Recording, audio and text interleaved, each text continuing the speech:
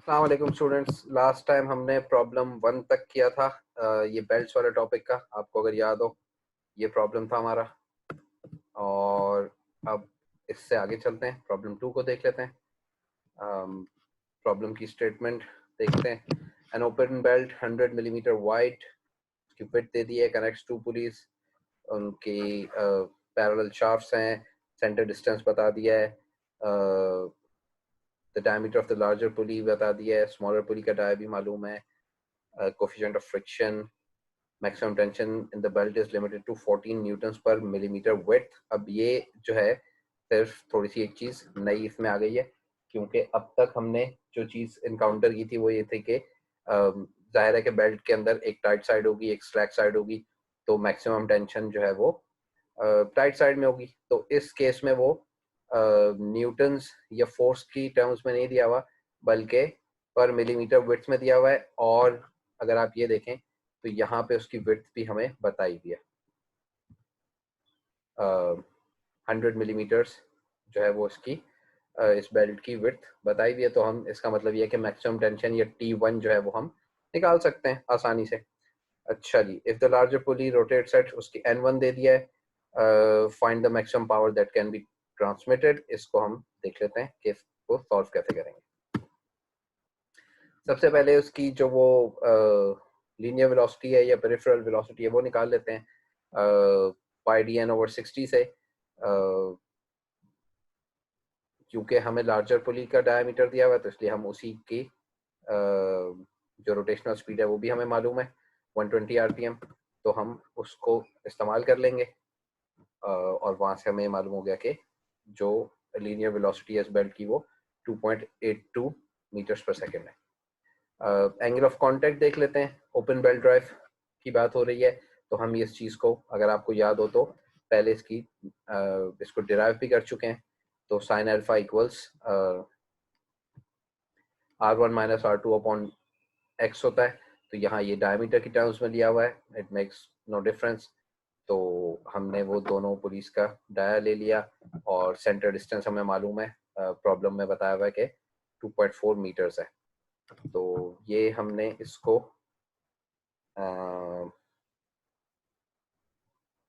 यहाँ पर हमें ये मिल गया 1.79 डिग्रीज है।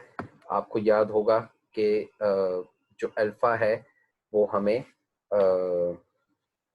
पूरा एंगल ऑफ कांटेक्ट निकालने के लिए 2 अल्फ़ा को माइनस करना पड़ता है। मैं इसको दोबारा जाके आपको दिखा भी देता हूँ जहाँ पर हमने काम किया था।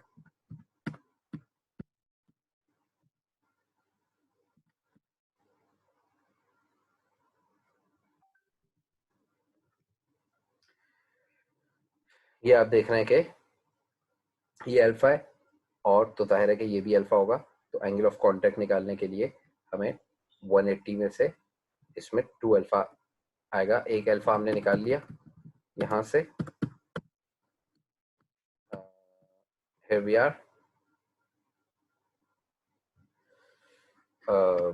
1.79 डिग्रीज। तो 2 अल्फ़ा कर लिया, 2 से मल्टीप्लाई कर लिया और थीटा यहाँ से आ गया 180 माइनस 2 अल्फ़ा थे। और फिर ये पाई बाय 180 से मल्टीप्लाई कर रहे हैं इसको रेडियंस में कन्वर्ट करने के लिए। तो ये पूरी चीज़ हमने करके जो एंगल ऑफ कांटेक्ट है वो रेडियंस में हमारे पास 3.079 रेडियंस आ गया। ठीक है, आपको याद होगा हमने बात की थी कि पूरी ये जब डेरिवेशन भी की थी तो ये छोटी पुली के रेफरेंस से की थी, इसलिए इसमें 2 अल्फ़ा को माइनस कर रहे हैं, 2 अल्फ़ा को प्लस नहीं कर रहे हैं। ठीक है, अगेन मैं इसको वापस जाके आपको दिखा देता हूँ ताकि ये चीज़ आपके लिए, ये जो है ना ये छोटी पुली है, इसके रेफरेंस से पूरी डेरिवेशन हुई है। तो आप देख रहे हैं कि एंगल ऑफ कांटेक्ट क्या होगा, ये पूरी स्ट्रेट लाइन है, ये 180 है। तो उसमें से हमने ये अल्फा और ये अल्फा दोनों को हमने 2 अल्फा को माइनस कर दिया, तो ये वाली चीज़ आ गई, एंगल ऑफ कांटेक्ट मिल गया। ठीक है, कमिंग बैक, तो यहाँ हमने वेलोसिटी ले ली, एंगल ऑफ कांटेक्ट हमें मालूम हो गया, हमें ये रिलेशन मालूम है T1 over T2 equals e to the power mu theta. Mu हमें कोफिशिएंट ऑफ फ्रिक्शन बताया हुआ है प्रॉब्लम में। थीटा जो है हमने एंगल ऑफ कांटेक्ट रेडियंस में हमने निकाल लिया। तो यहाँ से T1 ओवर T2 जो है वो उसका ये रिलेशन हमें मिल गया। इसको हमने कहा ये इक्वेशन ए है। अब ये जो चीज़ है B equals T1 over T dash, इसको हमने ये कहा, ये बेसिकली हमें बताया हुआ था प्रॉब्लम की स्टेटमेंट में कि maximum tension the belt is limited to 14 newton per millimetre width और विड्थ दी हुई थी 100 मिलीमीटर्स। ठीक है, तो हम यहाँ से इसकी जो मैक्सिमम टेंशन है वो निकाल लेंगे। ठीक है, यहाँ से ये T1 हमें मिल गया 1400 न्यूटन्स आ गया। ठीक है, वंस वी नो कि ये T1 1400 न्यूटन्स है तो हम इसको यहाँ पुट कर देंगे तो हमें T2 भी मिल जाएगा। तो ये हमने यहाँ पुट कर दिया, यहाँ से हमें T2 भी मिल गया। ठीक है, और T1 T2 दोनों जो साइड्स की टेंशन है, वंस वी नो दैट, तो फिर हम ये अपना पावर यहाँ से आसानी से निकाल सकते हैं। T1 minus T2 into the linear velocity, वो हमने यहाँ पे पहले निकाल दी थी, ये रही। तो T1 माइनस T2 इंटू ये वेलोसिटी हमने किया, तो यहाँ से हमें ये पावर मिल गई। इस सिस्टम में इस कॉन्फ़िगरेशन के तहत जो पावर ट्रांसमिट होगी वो 2.39 किलोवाट्स होगी। तो ये आसान सा प्रॉब्लम था, ये हमने देख लिया। Let's move forward. अगला टॉपिक जो है वो है सेंट्रीफ्यूगल टेंशन। हमें मालूम है कि जो भी बॉडी किसी रोटेशन की पोजीशन में होती है या रोटेट कर रही होती है, तो उसके अंदर वो सेंट्रीफ्यूगल फोर्सेस एक्ट कर रही होती हैं, जो उसको away from the centre of the body ले जाने की कोशिश करती हैं। ये चीज़ आप बचपन से पढ़ते आ रहे हैं। ये kind of like inertial force है ये, यानी अगर आप इसको थोड़ा सा पढ़ेंगे तो वो इस तरह के स्टेटमेंट्स भी आपको मिलेंगे कि it is not a real force. तो लेकिन बहरहाल इसकी वजह से भी, क्योंकि ये उसको बाहर ले जाने की कोशिश कर रही है बॉडी को, तो और क्योंकि बेल्ट भी पुली पे चल रही है, वो सर्कुलर मोशन हो रही है उसमें, तो इसके अंदर भी सेंट्रीफ्यूगल टेंशन होगी और वो उसको बाहर ले जाने की कोशिश करेगी, विच मीन्स कि हमें इस टेंशन को भी अकाउंट करना पड़ेगा। अब तक हमने जो काम किया था उसमें हमने सिर्फ जो टाइट साइड की टेंशन थी उसी को मैक्सिमम टेंशन मान रहे थे, लेकिन अब हमें इस चीज को भी अकाउंट करना पड़ेगा कि सेंट्रीफ्यूगल टेंशन की वजह से भी कुछ और टेंशन पैदा होगी या कुछ और फोर्स पैदा होगी, तो वो हमें टोटल या मैक्सिमम टेंशन निकालने के लिए हमें ये करना पड़ेगा कि T1 plus the centrifugal tension. ठीक है, तो ये centrifugal force is called because the belt is running continuously over the pulleys. It increases the tension on both the tight and slack side of the belt. अच्छा, जब लो speeds होंगी belt की, ये यानी हम लीनियर वेलोसिटी की बात कर रहे हैं, उसकी 10 मीटर्स पर सेकंड से कम होगी, तो फिर हम इसको नेग्लेक्ट कर सकते हैं। सेंट्रीफ्यूगल टेंशन के जो इफेक्ट्स हैं उसको अगर हम कंसिडर ना करें तो भी हमारा काम चल जाएगा। लेकिन अगर वेलोसिटी ज़्यादा होगी 10 मीटर्स पर सेकंड से, तो फिर हमें इसको कंसिडर करना पड़ेगा, यानी हमें इसको अकाउंट करना पड़ेगा। इसके उसको अकाउंट किए बगैर हम अपनी कैलकुलेशंस नहीं कर सकते। ठीक है, तो इसको आगे चल के देख लेते हैं। अगेन ये एक छोटा सा हिस्सा इस बेल्ट का ले लेते हैं, पी क्यू वाला हिस्सा ले लेते हैं। ठीक है, अब आप ये देख रहे हैं कि ये इस पॉइंट पर पी से ये सेंट्रीफ्यूगल टेंशन इसको it is trying to take it away from the centre. ठीक है, इसी तरह से क्यू पर भी यही होगा। इन दोनों के दरमियान, पी क्यू के दरमियान जो एंगल था उसको हमने कहा कि ये डी थीटा है, तो ऑब्वियसली ये डी थीटा बाई 2 हो गया छोटा वाला, और ये भी डी थीटा बाई 2 हो गया। पिछली जो हमने डेरिवेशन की थी उसमें भी मैंने ये इसका रीजन बताया था आपको कि जो एंगल्स ये दोनों होंगे वही एंगल्स यहाँ पे भी होंगे। ठीक है ना, तो ये भी डी थीटा बाई 2 हो गया, ये भी डी थीटा बाई 2 हो गया। तो अब हम इसको, इस सिस्टम को देख लेते हैं। एम जो है वो मास of the belt per unit length है, इस बात को ध्यान में रखिएगा। हम इसी को इसी तरीके से ही यानी पूरे चैप्टर में आगे प्रोसीड करेंगे आइंदा भी इस कोर्स में, जहां पर बेल्ट्स की बात आएगी तो मास पर यूनिट लेंथ की बात हो रही है, सिर्फ किलोग्राम्स में नहीं है। ठीक है, किलोग्राम्स पर मीटर है ये। वी लीनियर वेलोसिटी हो गई, R radius of the pulley हो गया, टी सी सेंट्रीफ्यूगल टेंशन हो गई। अच्छा जी, अब we know that the length of the belt P Q जो है वो एस इक्वल्स आर थीटा के तहत ये हो जाएगा। आर यहाँ पर भी रेडियस आर है और थीटा जो है वो डी थीटा है, और मास ऑफ द बेल्ट हो जाएगा M into R D theta, यानी कि ये मास वही वाला है, अगेन ये वाला है मास पर यूनिट लेंथ। ठीक है ना, तो हम मास पर यूनिट लेंथ को एक्चुअली मल्टीप्लाई करा दे रहे हैं उसकी लेंथ से, आर डी थीटा से, तो लेंथ से लेंथ कैंसिल हो जाएगी, इवेंचुअली आपके पास सिर्फ मास बच जाएगा। ठीक है, centrifugal force acting on the belt जो है वो आपको मालूम है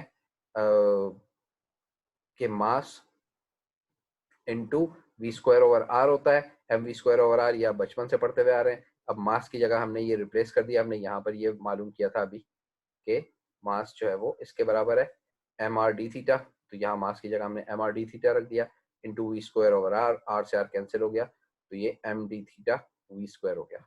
ठीक है, तो यहाँ पे ये हमें एफ सी मिल गया।